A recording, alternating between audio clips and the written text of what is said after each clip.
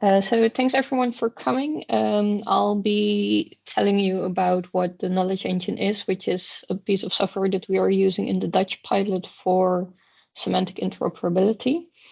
I'll first give you a bit of information on kind of like what the challenge is with typical solutions for knowledge or data exchange, then how the knowledge engine does things differently.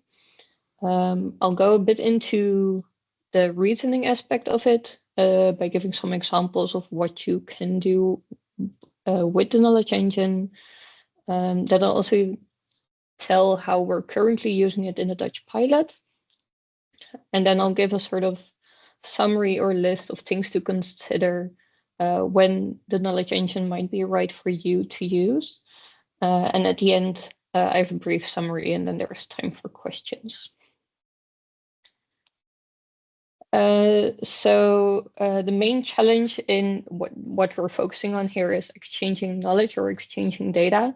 And especially nowadays when data is very valuable for companies, we see that a centralized solution is often not something that they want to participate in because they don't want to copy all of their data into a central server where perhaps other companies can also see what they've entered. And so we see this need for a distributed setup for sharing data. And what you then often get is that you have different data sources or different data or different knowledge bases. And these all are systems that want to exchange information in some way. And these then typically make individual links. So for example, we have several knowledge bases here. And if two want to connect, then they specifically have to set up a connection, maybe through some kind of API. And then they'll send data over that. And then if another party enters, then we see that, oh, we need to also make links to this party. So everyone makes a link to that party. And so another data source enters. Again, we have to set up additional connections. And so we see that every time a new knowledge base enters, we all have to, in a way, set up a new connection if we want to do something with that data. Some might use ontologies or some kind of standardization so that at least, for example, the semantics of the data is clear, but this is often also not the case. And if you then take an example for, let's say we have 45 data producers and 28 variables that we want to share or monitor, you get over 1,200 elements that you need to monitor over all of these different connections. And so this kind of explodes and makes it really difficult. And so you have many elements to monitor in such a network. So each time a new knowledge base enters, everyone needs to set up a new connection with this knowledge base if they want to use this data somehow. And we see that the data is often not semantically interoperable. So often if you have an API, they'll specifically say, if you call this, then you can see the data will look something like this. But we've already seen with APIs that we are using for the Dutch pilot, for example, that they don't specify maybe what the unit is, or they don't specify if there's a timestamp, whether that means it's for the past 5 minutes or the past 15 minutes, or specifically on this time that the measurement has been made. And so a simple example is also with dates. One knowledge base might write 2/3/2025, and another might write the 2nd of March 2025. And so if you then somehow need to link this data or integrate it, you need to do manual work or development to be able to link these because the semantics are not in the data itself. And so what the knowledge engine tries to do differently is, rather than having all of these individual connections, the idea is that you have one connector that joins a network. And in a network, we use a shared domain language based on ontologies. And then you simply tell the connector which data you want to receive from the network and which data you want to send into the network.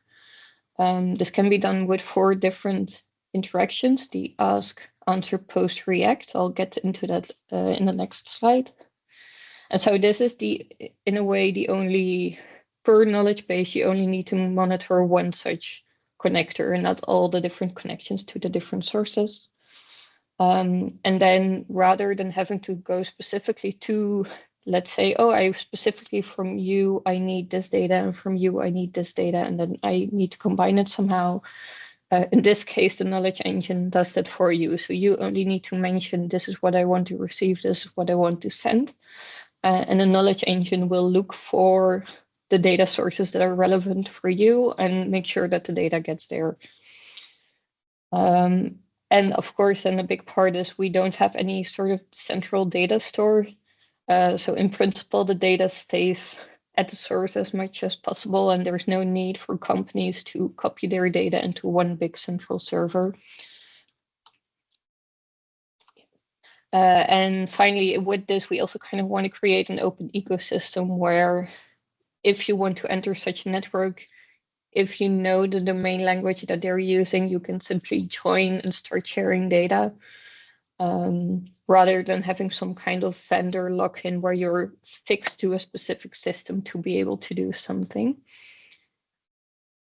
And so then I mentioned I would come back to the interaction types.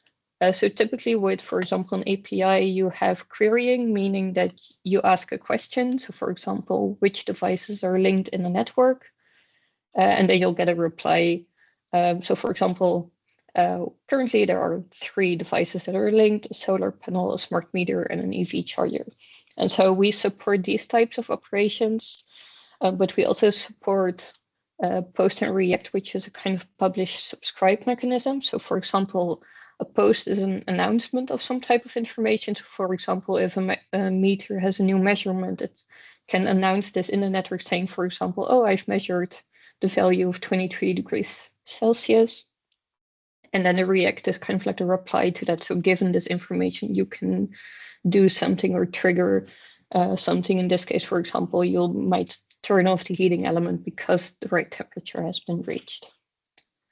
So these are both 2 different types of interactions. So the ask answers, the typical kind of like querying, and the post react is the publish subscribe type of mechanism. And so what we have seen in projects is that different use cases typically require different interactions.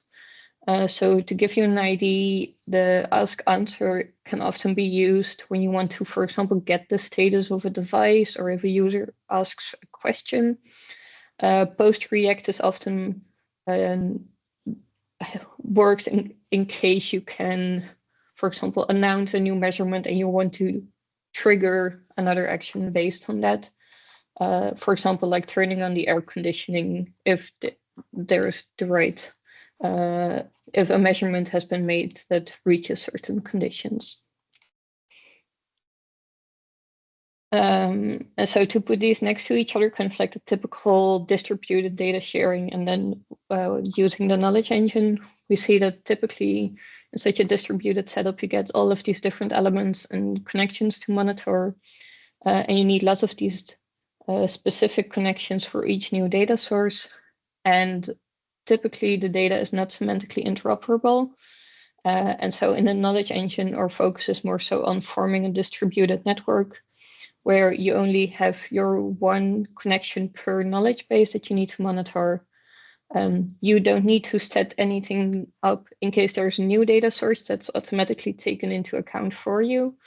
And we make the data semantically interoperable by transforming it into, for example, using things such as ontologies, which also makes it possible to combine information from multiple sources. So then I'll go on to the reasoning. This is a specific feature of the knowledge engine. And I first want to kind of focus on why you would even want this feature. The typical scenario is that you want to answer complex queries. So that means, for example, combining information from multiple sources. In a typical solution, you would have to first call one API, then the second one, then the third one, and then you yourself have to do some kind of manipulation to combine this. In the knowledge engine does that for you. If you want to incorporate domain knowledge, this can be useful. You can add specific kind of like domain-specific rules, such that these are taken into account. A very simple one would be saying something like a sensor is a device. And finally, if you want to infer new facts from the existing data, this is also something that if you're familiar with RDF, that RDF reasoners can do as well. And so to then give you some examples of when you use this reasoning, first we have a scenario where you somehow need to combine information. So let's say I want to know what's the temperature inside my house.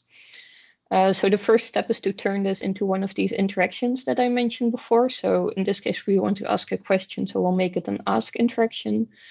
And then we use what we call a graph pattern. This is a basic graph pattern. And so what you see here is I ask for all S of type sensor that are located in building 1, and I want to know the value of the sensor. Now, in our setup, we have a house with 2 floors, and the first floor has 2 sensors. So from these, I can get the values. But we first need to know that, for example, if I have the information sensor 1 is in room 1 and sensor 2 is in room 2, I'm not yet sure if they're actually in building 1, then I still need to infer that if room 1 and room 2 are in floor 1 and floor 1 is in building 1, then I somehow need to make this deduction that this means that sensor 1 and 2 are in building 1. And so for that, we can add a transitivity rule saying that if A is in B and B is in C, then A must also be in C. The way this is used here is you would say, well, sensor 1 is in room 1 is in floor 1, so sensor 1 is in floor 1. And then what we can apply the rule again, you get if sensor 1 is in floor 1, and floor 1 is in building 1, then sensor 1 must be in building 1. And then we know which sensor we want to retrieve the value from. So that was the first scenario. Then I have another scenario. So let's say we have an app with which we can turn on or off our lights. And we have one lamp that's simply like an on-off switch and one lamp, which is a dimmable lamp. So it can be turned maybe to 50% or 75% or 100% brightness. And so in this case, there are different types of interactions, but you'll see for the app that the interaction it uses is actually specifically for on-off lamps, meaning that it wouldn't match with the dimmable lamp. And so here we need some kind of knowledge to be able to, if we turn on an on-off lamp, then for the dimmable lamp, this means the brightness must be set to 100%. And so if we add such a rule, then with the knowledge engine, both lamps can be turned on, even though the interaction of the app doesn't exactly match. Then the third example is the combination of different sources. So here we have an app and 2 sensors that can give their value in Celsius. Sensor 1 knows in which room it is, and so it exactly matches the question from the app. And so whenever the app asks, oh, can you give me a measurement in Celsius for a device and which room it is in, sensor 1 matches, so it will always give an answer. But for sensor 2, we can see that sensor 2 doesn't know in which room it is located. But we do have another knowledge base that knows where devices are located.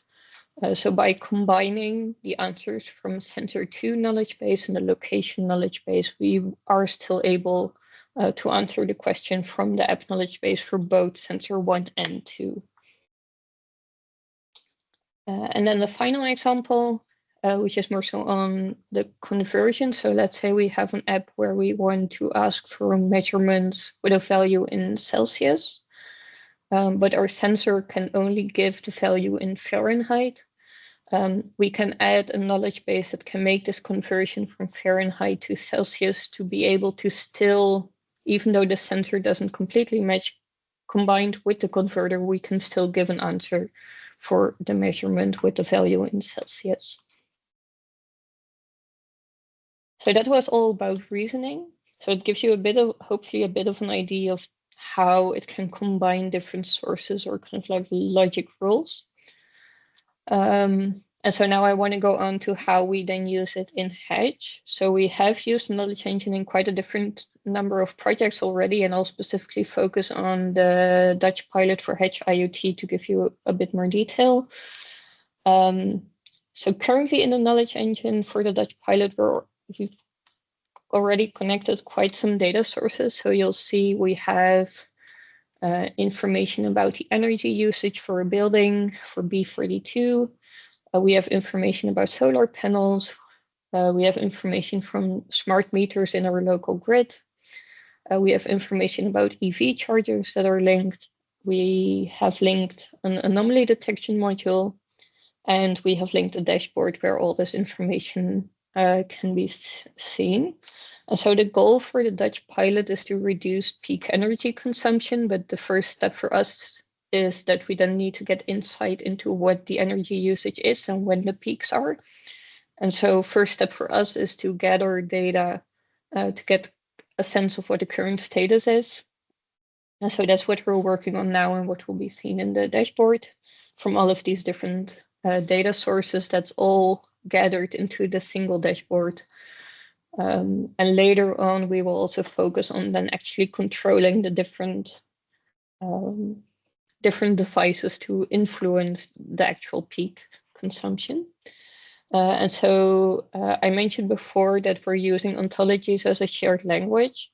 And perhaps if I go back a bit, you can see, so here in the graph patterns, for example, if you see the type or the hash value in Celsius or a measurement, these are all concepts that can be defined in an ontology.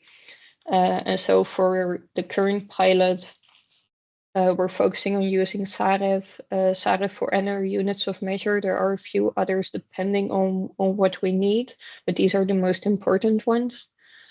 And then an interesting fact is also that we are currently running this whole network that you see on the left on 3 separate servers across the Netherlands. So it's not all located on one server. And so we actually use this distributedness of what the knowledge engine supports. Yeah, so then I wanted to show you an example of kind of like the information you can actually share in this network. So for example, we can now do an ask interaction, so request all devices in the network that are linked. And here you can see the graph pattern. So we say, oh, we're looking for a device of the type SAREV device with a certain label that describes, maybe it's like the name of the device. And this device observes a property, which also has a label. And so then if we put this into the network, we'll get loads of different results for all of the different devices that are linked. And the way this data then actually looks is that you'll see kind of like something like this. So for example, a device is a certain URI. It has a label, so maybe it's the first solar panel. It observes the property for energy, which then has the label energy. So this is a bit of what the underlying data looks like in our network. So that brings me kind of to when you might want to use the knowledge engine. So I would say you don't need all of these points. It's more so like if you have one or maybe multiple of these points in your setup, then it might be interesting to consider it. So firstly, if a centralized solution works for you, knowledge engine might not be for you. But if you want a distributed setup or a decentralized setup, then the knowledge engine can work. Specifically, if you also need it to be distributed, that might be a nice feature. So you can also link different types of data sources to this solution. So whether it's an API or sensors or Modbus or however, that can all be linked. So we're not limited by that in any way. Then also, if you're interested in having these different interaction formats, so the querying and the publish subscribe, That might be a good option because typically solutions often do either one or the other. Then if you're somehow interested in intelligent data exchange where you use the semantics of the data to, for example, combine multiple sources or add domain-specific knowledge, then if you have a dynamic network, meaning if you have knowledge bases that come and go over time or that might change, that's also supported. And then if you want to, if you're looking for something to build an open ecosystem, then this is a good solution for you. Specifically also if you need this advanced semantic interoperability, for example, because you want to combine data easily from multiple sources. So again, you don't need all of these. So for example, also in the Dutch pilot currently, for example, we don't really have a dynamic network. Most of our knowledge bases are constantly linked. And so there is no concept of knowledge bases coming and going. But for example, for us, the fact that there's no central data storage, that we have a distributed network, and that we have all of these different interaction formats to use, that's important for our pilot. So then to summarize, so for the knowledge engine, it gives you efficient access. You just need to connect to a network rather than having all of these separate connections to different parties. And there is also no vendor lock-in. It's an open ecosystem. In principle, you only need to maintain this single connection through the smart connector, and you don't need to do anything additionally if new data sources enter the network. It is intelligent for you, so it can answer complex questions and do reasoning, which you might otherwise have to implement yourselves. And data in principle stays at the source as much as possible, and you get to decide what data you want to share and with whom by choosing which interactions you use. So the project itself is open source and freely available. I've added some links here in case you want to know more. And then I would say I'm ready for questions if you have any.